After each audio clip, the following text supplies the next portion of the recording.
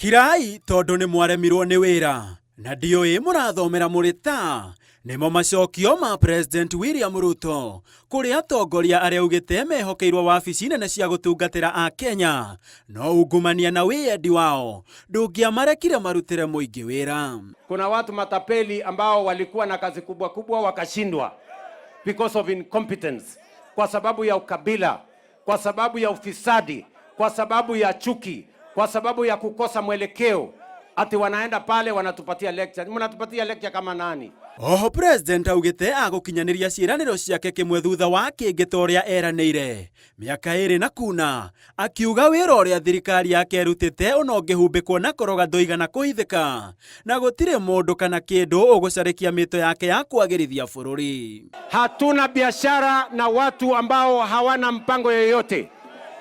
A man who is incompetent, he doesn't understand anything about the programs of the Republic of Kenya. I will not be distracted, and I will not be dissuaded, and I will not be blackmailed, and nobody is going to stand in the way.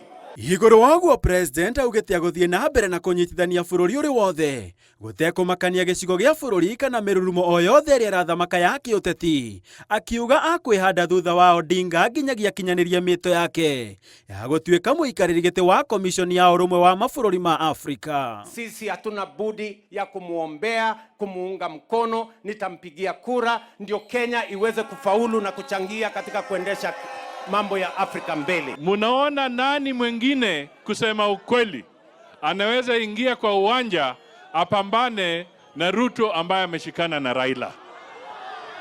Yuko agitetera tafarira cia thirikari ya Kenya Kwanza, President Ruto ugite mubango mumbanire wa SHA niguo ukite kuhonokia a Kenya na iguru wa mothe kumaura icoki ritu ria marihi ma gikiro kia iguru ma thibitari. Wale wako na uwezo kama mimi tutalipa.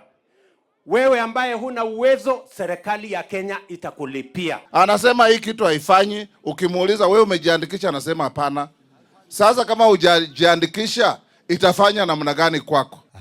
Ndoini ha Inooro TV nyetagwo Gitonga wa Wambui.